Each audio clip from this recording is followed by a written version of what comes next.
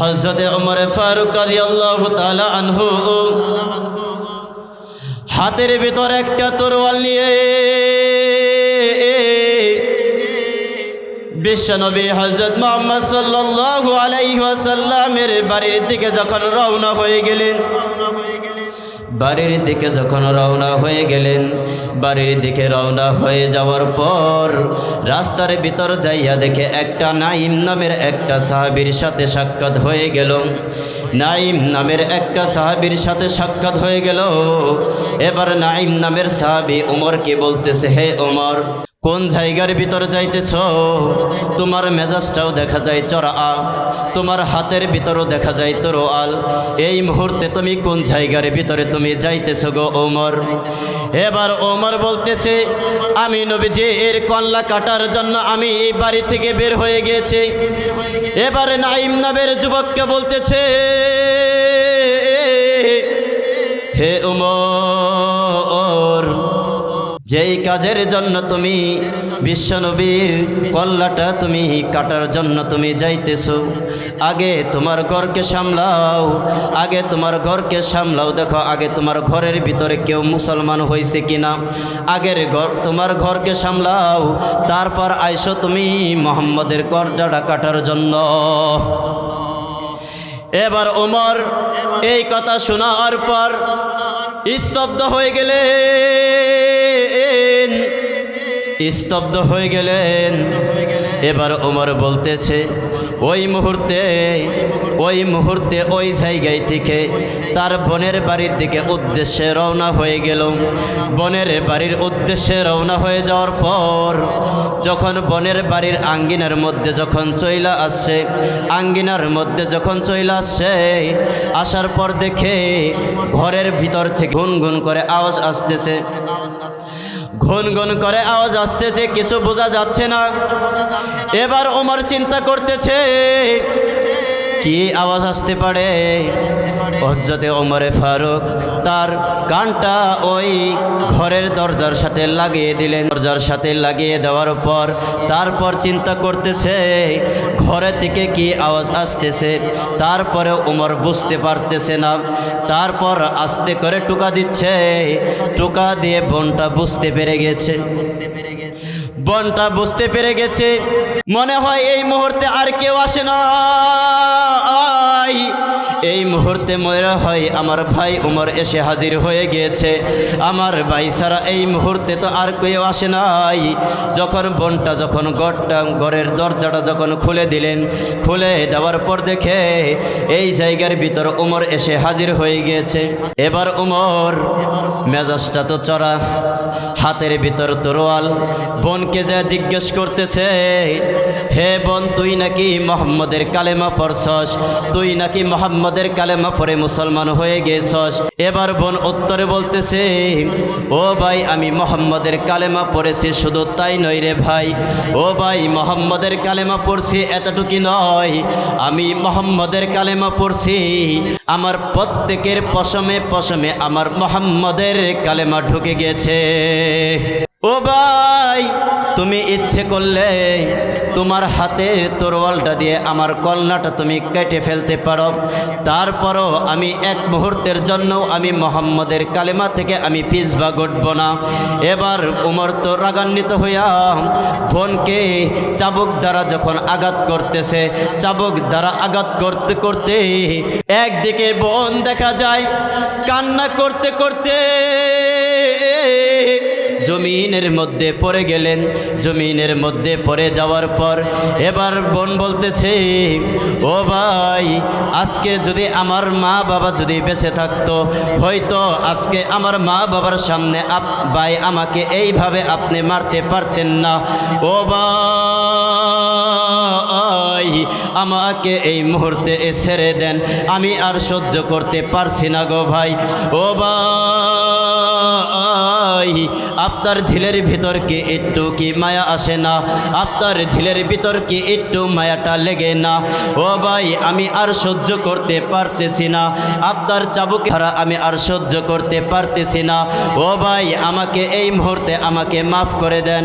তারপর হযরতে ওমর বোনের এই কথা শোনার পর উমরের চাবুক চলতেই থাকছে।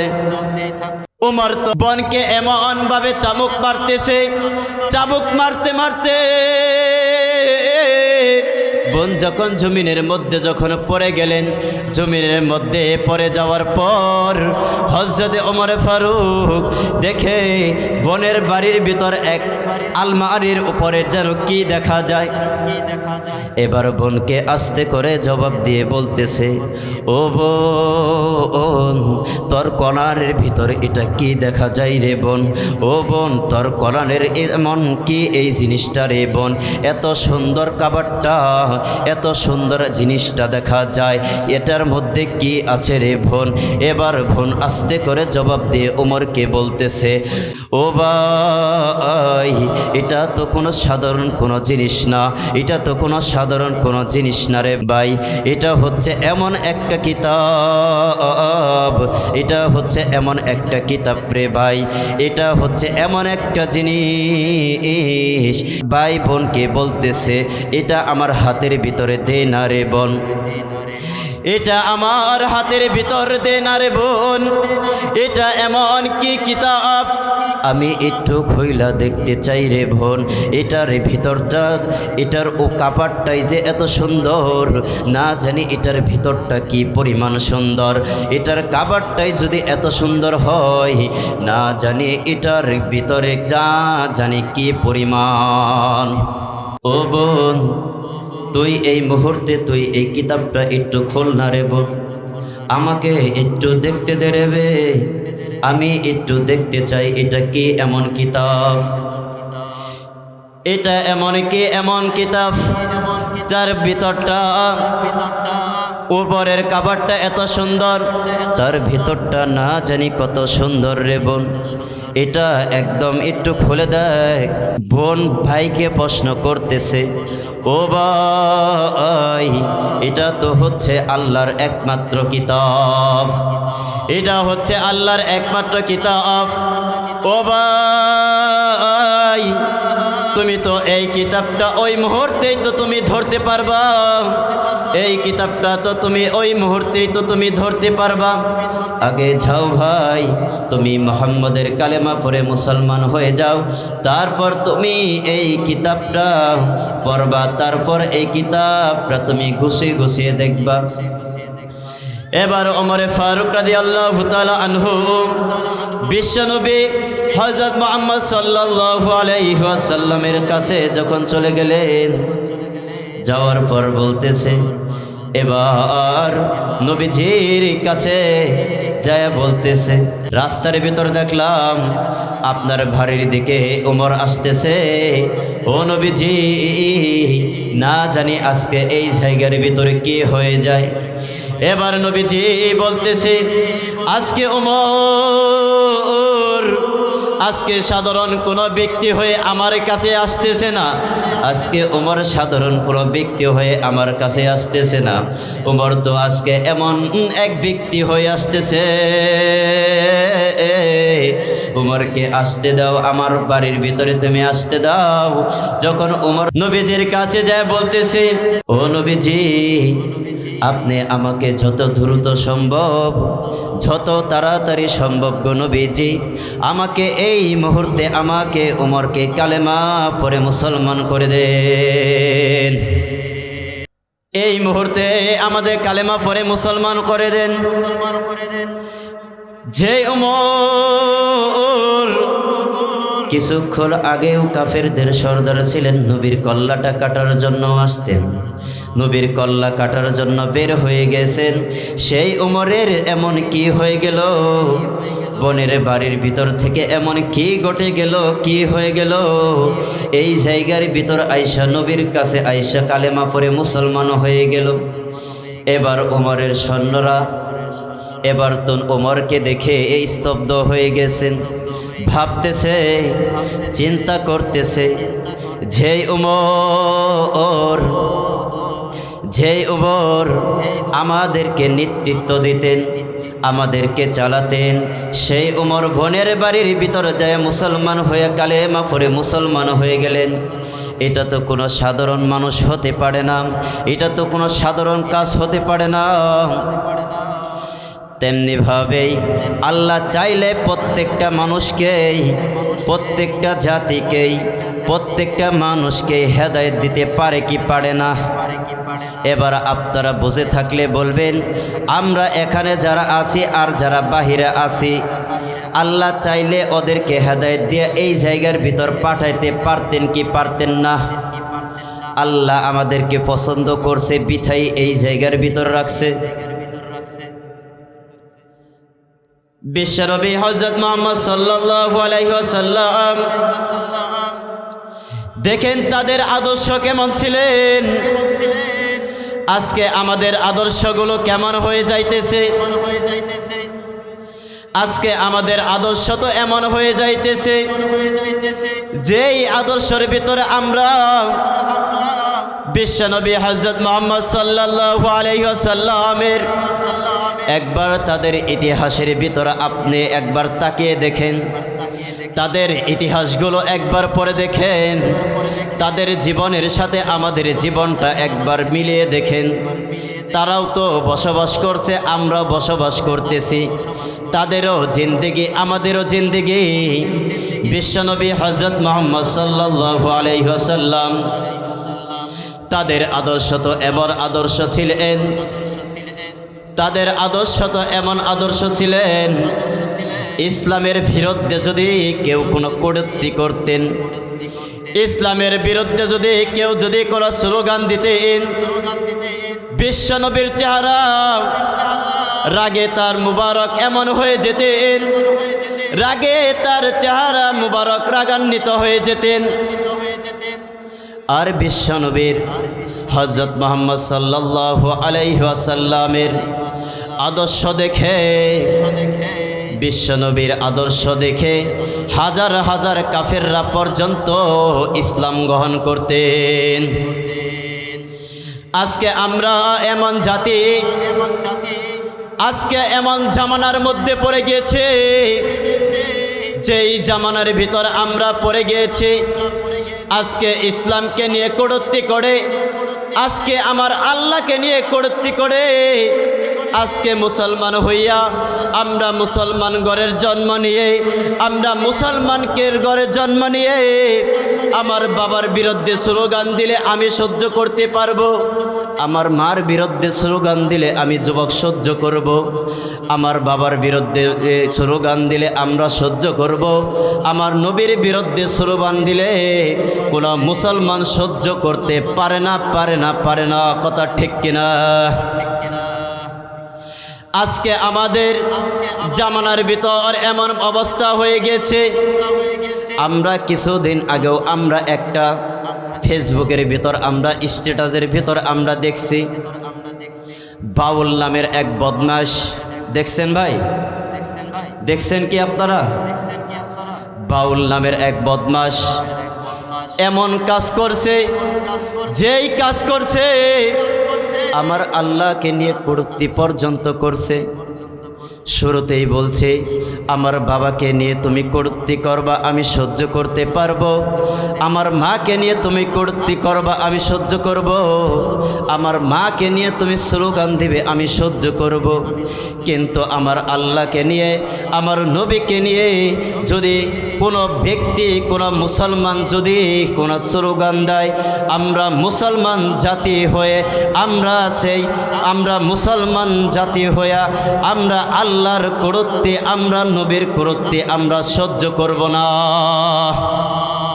বিশ্বনবী হযরত মুহাম্মদ সাল্লাল্লাহু আলাইহি ওয়াসাল্লাম মদিনার ভিতর ঘোষণা দিয়ে বললেন, ও মদিনার বাসী, অমুক জায়গায় থেকে আমার কাছে একটা বৃদ্ধ একটা মা এসেছিল, অমুক জায়গায় থেকে আমার কাছে একটা বৃদ্ধ মা এসেছিল। মা আয়েশা আমাকে বলল, মা আয়েশা আমাকে বলতেছে, আমি তো বৃদ্ধ হয়ে গিয়েছি, আমি তো বৃদ্ধ হয়ে গিয়েছি, আমাকে সেবা করার মতো কেউ নাই। ও নবীজি, আপনি তো এই দুনিয়ার বাদশা, আপনি তো এই দুনিয়ার বাদশাহ, ও নবীজি আপনি ইচ্ছে করলে আমাকে একটা খেদমত করার জন্য একটা লোক দিতে পারবেন। এবার নবীজি এই মদিনার ভিতরে ঘোষণা দিয়ে বললেন, অমুক জায়গার ভিতরে যাও, অমুক জায়গার ভিতরে যাও। কে আছো ওই জায়গার ভিতরে? একটা বৃদ্ধ একটা মা আছে। কে আছো? ওই বৃদ্ধ মার খেদমত করার জন্য যাইবা। কে এমন ব্যক্তি আছো অমুক জায়গার ভিতরে যাইবা? কে আছো অমুক জায়গার ভিতরে খেদমত করার জন্য যাইবা? বিশ্বনবী হযরত মুহাম্মদ সাল্লাল্লাহু আলাইহি ওয়াসাল্লাম এই কথা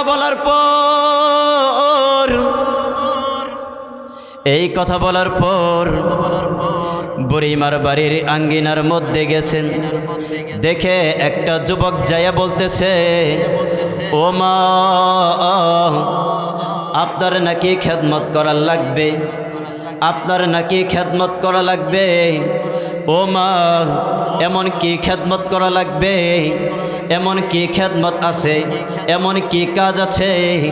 ও মা আপনি যদি আমাকে বলেন আমি আপনার সম্পূর্ণ কাজ আমি করে দিয়ে চলে যাব গো মা।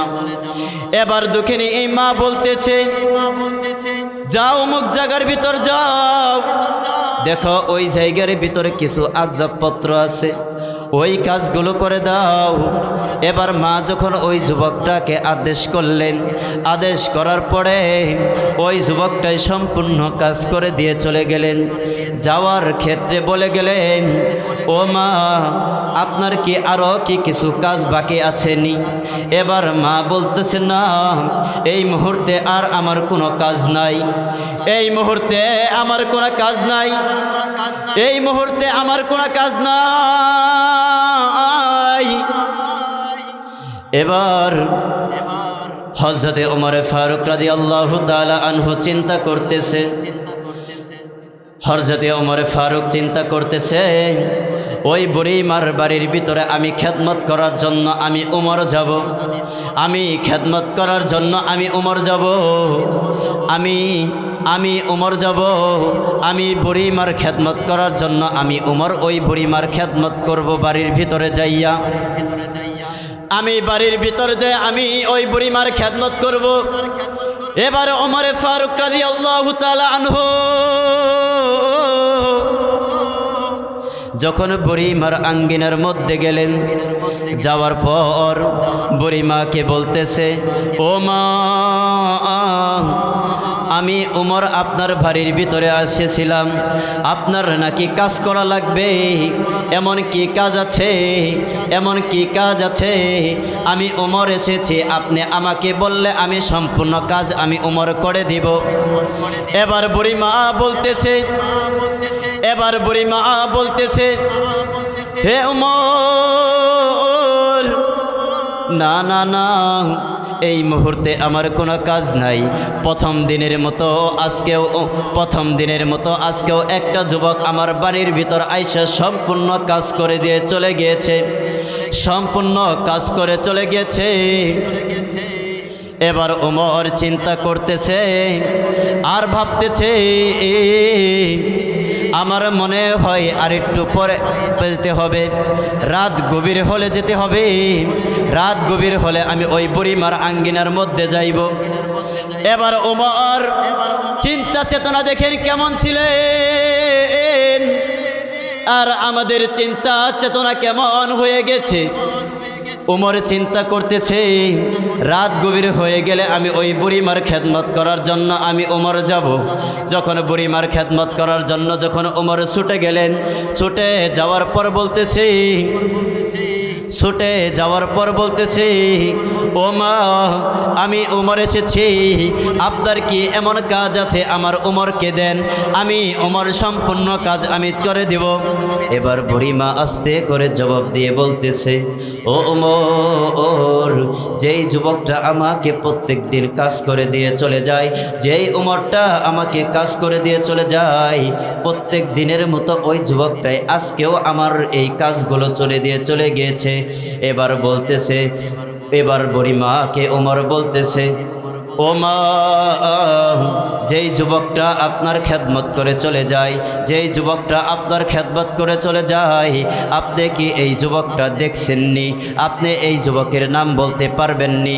আপনি এই যুবকের চেহারা দেখছেননি? এই বুড়ি মা বলতেছে, না না না, আমি এই যুবকের আমি চেহারা পর্যন্ত দেখি নাই, আমি এই যুবককেও আমি দেখি নাই, কিন্তু আমাকে কাজের কথা বললেন, আমি কাজের কথা বলছি, দেখি কাজ করে দিয়ে চলে গিয়েছে। কিন্তু তার নাম কি? সে কোন জায়গার ভিতর থাকে, কোন জায়গায় থেকে আইসা আমার কাজ করে দিয়ে চলে গিয়েছে, আমি তাও কোনো কিছুই আমি জানি না। আমি তারপরেও আমি কোনো কিছু জানি না। এবার ওমর চিন্তা করতেছে, যেই ওমরটা আছে, এবার ওমর চিন্তা করতেছে, যে যুবকটাই প্রত্যেক দিন কাজ করে দিয়ে চলে যায়, যেই যুবকটা প্রত্যেক দিন কাজ করে চলে যায়, এটা তো কোনো সাধারণ ব্যক্তি হতে পারে না, এটা এমন কোন যুবক? এবার এটা কোনো সাধারণ যুবক হতে পারে না, এটার তো আমার দেখতে হইবে, এটা কোন জায়গায় থেকে আসে, কোন জায়গায় থেকে আইসা এই বুড়িমার খেদমত করে দিয়ে চলে যায়। এবার ওমর চিন্তা করে এবার চিন্তা করতেছে, আজকে আমি তাহাজ্জুদ নামাজ পড়ে, আজকে আমি তাহাজ্জুদ নামাজ পড়ে আমি ওই বুড়িমার খেদমত করার জন্য আমি ছুটে যাব। যখন ওমর ফারুক রাদিয়াল্লাহু তাআলা আনহু যখন তাহাজ্জুদ নামাজ পড়ে যখন ওই বুড়িমার আঙ্গিনার মধ্যে যখন চলে গেলেন, চলে যাওয়ার পর যে বলতেছে, ও মা, তোমার এমন কি খেদমত আছে, এমন কি কাজ আছে গো মা, আমি ওমর এসেছি, আমাকে আপনি বলেন গো মা। এবার বুড়িমা বলতেছে, না না না, প্রত্যেক দিনের মতো আজকেও এক যুবক আইসা আমার কাজগুলো চলে গিয়েছে। এবার ওমর ভাবতেছে আর চিন্তা করতেছে, প্রথম দিন আসলাম আমি পারলাম না, দ্বিতীয় দিনও আসলাম আমি কাজ করতে পারলাম না, তৃতীয় দিন আসলাম আমি, তারপরেও আমি কাজ করতে আমি পারলাম না। এবার ওমর ভাবতেছে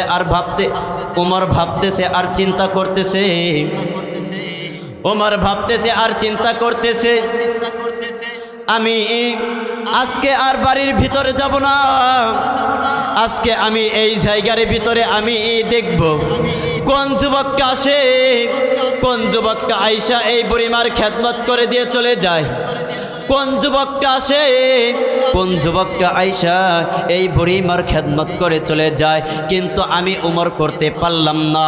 এবার ওমর ভাবতেছে আর চিন্তা করতেছে, এবার ভাবতে ভাবতে যখন রাত যখন গভীর হয়ে গেল, গভীর হয়ে যাওয়ার পর যখন বুড়ির আঙ্গিনার মধ্যে যখন ওমর যে পৌঁছে গেলেন, বুড়িমার আঙ্গিনার মধ্যে যখন পৌঁছে গেলেন, পৌঁছে যাওয়ার পর ওমর চিন্তা করতেছে, আজকে আমি এই জায়গার ভিতরে একটা বাড়ির ভিতরে একটা কর্নারের মধ্যে আমি লুকিয়ে থাকব, লুকিয়ে লুকিয়ে দেখব কোন যুবকটা এই জায়গার ভিতরে আসে, কোন যুবকটা আসে, কোন মানুষ আইসা এই যুবকের এই বুড়িমার খেদমত করে চলে যায়।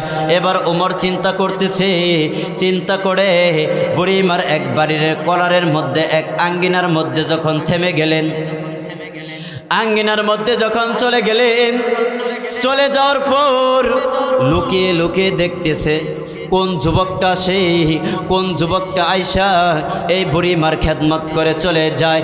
এবার চিন্তার বিষয় হলো, দেখে একটা যুবক ওই জায়গায় থেকে চাদর মোড়ো দিয়ে ওই বুড়িমার বাড়ির ভিতরে দিয়ে রওনা হইতেছে, বুড়ির বাড়ির ভিতরে প্রবেশ করতেছে।